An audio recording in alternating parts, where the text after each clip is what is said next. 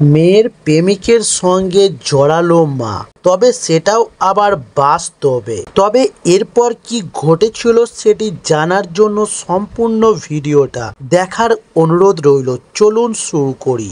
মায়ের সঙ্গে প্রেমিকের সম্পর্ক শুরু হয়েছে মেয়ে সন্দেহ করতে শুরু করেছিল আগে থেকে। আবার প্রেমিকের মনে সন্দেহ জেগেছিল যে মা ও মেয়ের অন্য কোনো পুরুষের সঙ্গে সম্পর্ক রয়েছে। তবে হুগলির তীরে হলদিয়ার জোড়া অর্ধনগ্ন দেহ উদ্ধারের ঘটনায় পুলিশের হাতে এসেছে মৃত রিয়াদের একটি ডায়েরি। তাতে উঠে আসছে সম্পর্কের টানাপোড়েনের এমন একাধিক তথ্য, যেখানে আনন্দবাজার প্রক্রিয়া জানায় রিয়াদে এবং রমাদের নামে দুই মহিলাকে খুন করে দেহ পুড়িয়ে দেওয়ার ঘটনায় পুলিশ মূলত অভিযুক্ত শেখ সাদ্দামকে গ্রেপ্তার করেছে। দুর্গাচকের নিউ কলোনির বাসিন্দা সাদ্দাম বসুদেবপুরের একটি ভাড়া বাড়ি নিয়েছিলেন। সেই বাড়িতে বৃহস্পতিবার গিয়েছিল ফ্রান্সের বিশেষজ্ঞরা।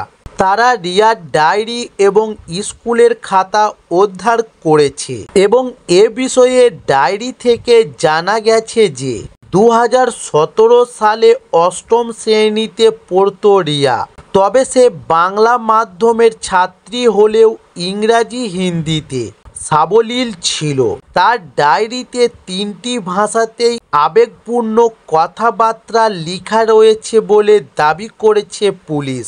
তবে পুলিশ সূত্রে খবর যে রিয়ার ডায়েরিতে সাদ্দামের প্রতি তার ভালোবাসার কথা লেখা রয়েছে, কিন্তু প্রেমিক সাদ্দামের সঙ্গে নিজের মা রমার সম্পর্ক তৈরি হয়েছে বলে সন্দেহ দানা বেঁধেছিল রিয়ার মনে। পাশাপাশি রিয়া এবং রমা অন্য কোনো পুরুষের সঙ্গে সম্পর্ক রয়েছে বলে সন্দেহ করতে শুরু করেছিল সাদ্দাম।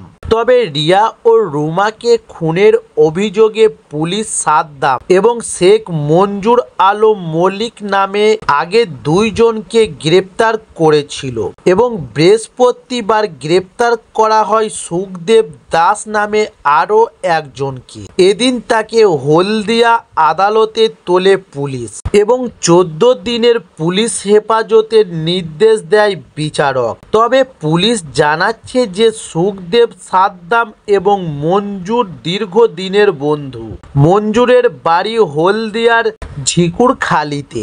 ওই এলাকাতেই নদীর পাড়ে পাওয়া গিয়েছে রিয়া এবং রোমার মৃতদেহ। তবে সুখদেবকে জেরা করে ওই জোড়া হত্যাকাণ্ডে এবং আরও কিছু তথ্য পুলিশের হাতে এসছে। তবে তাদের দাবি যে রিয়া এবং রুমাকে খুনের জড়িত থাকার কথাও স্বীকার করেছেন সুখদেব। খুনের প্রমাণ লুপাটের সাহায্য করেছিল তারা। তাই জেরায় সুখদেব পুলিশকে জানায় মা ও মেয়েকে শ্বাসরোধ করে মারার পর তারা রুমাকে কম্বলে মুড়ে গাড়ির ডিকিতে রেখে দেয় এবং রিয়াকে একটি ব্যাগের ভিতর ঢুকিয়ে গাড়ির পিছনের সিটে রাখে।